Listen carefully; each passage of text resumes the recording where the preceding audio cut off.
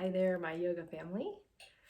I'm going to continue today on the topic of the subtle body, something that falls in the category of breath and bandhas and chakras.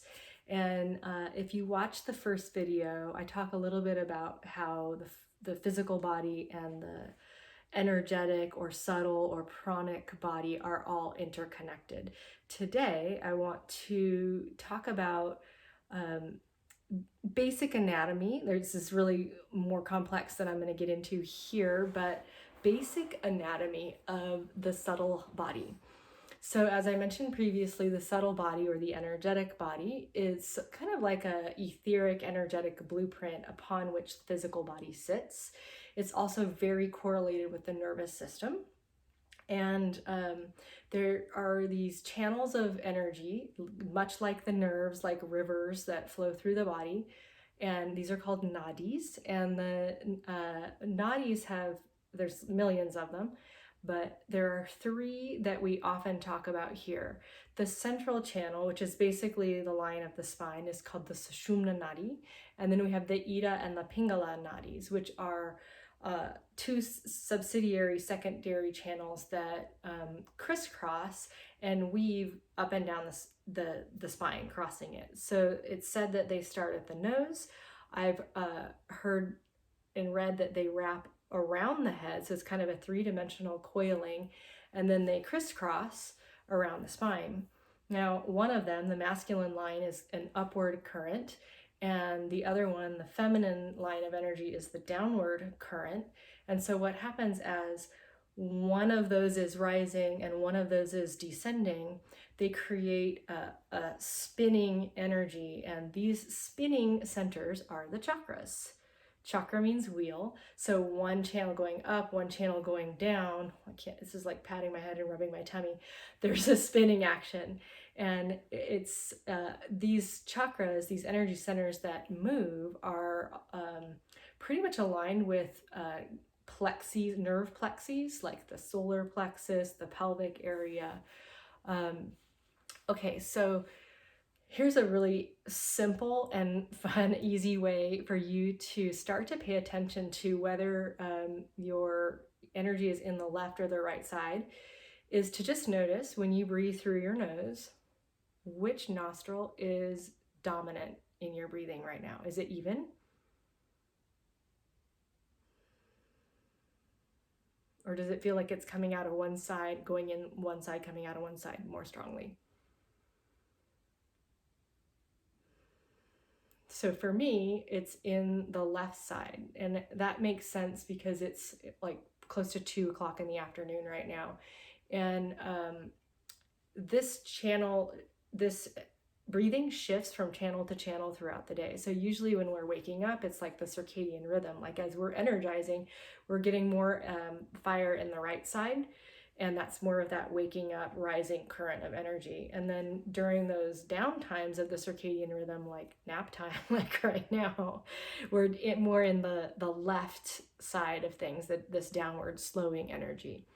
Now, when we practice pranayama and we practice asana, we're working on the level of the nadis. We're physically stretching and disentangling these channels of energy and opening stuck stress and pressure that might be put on the nerves and the energy through tight muscles, poor posture, emotional holding, lots of different things.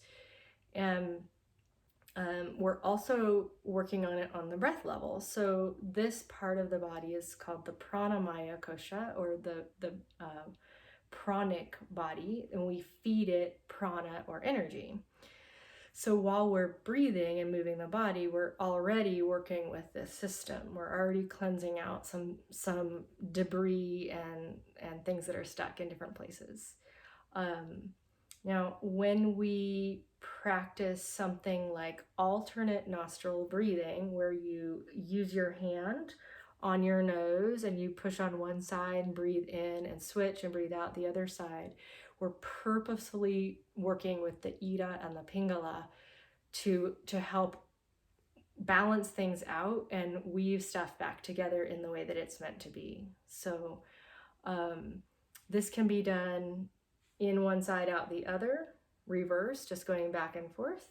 But you can also use this to cultivate more calm. So in the left, out the right. In the left, out the right. Or to cultivate more energy, that would be in the right, out the left. In the right, out the left. You would just keep doing the same one. Now you wouldn't do both. You would either do alternate nostril if you want both to be in harmony, or you would do just the one that calms, or just the one that energizes. So not a good idea to mix and match with those. So what I invite you to do, aside from noticing which side of your nose that you're breathing out of, is to begin to feel for sensations that are associated with the inner body or the energetic body. Here are some that you may have experienced before. So when you're in Shavasana and you close your eyes, you're lying on the floor and you think that your body is straight, and you open your eyes and you're crooked, or vice versa. You close your eyes and you feel like you're very crooked in your body, and then you open your eyes and you can see that your body is perfectly symmetrical. That might be a tight fascial holding. It might also be an energetic pattern where one side is a little bit closed off. You might also experience the sensations of vibrating, or undulation is another one. Sometimes I get this feeling when I'm lying down like seaweed underwater, like this very waving action. And that vibrating, pulsating, it's called spanda, this like contraction. That is an indication of the Shakti, the prana Shakti, that's the full name of the prana, moving in you, and you're aware of it. And then the third thing, or another thing, there's many things that you might experience, is seeing things or hearing things that you like. It's kind of like you're hallucinating, but you're seeing like color behind your closed eyelids, or you're seeing light, or someone reported recently to me that they were seeing sparks, and like it was like watching fireworks, and they were just lying there with their eyes closed. So all of those are indications that you're starting to be aware of your inner body. And if you're already aware of your inner body, good job. You may feel like this sort of nesting doll situation where you can feel there's an inner energy presence, and then there's a physical body. And sometimes those are not actually lined up that well.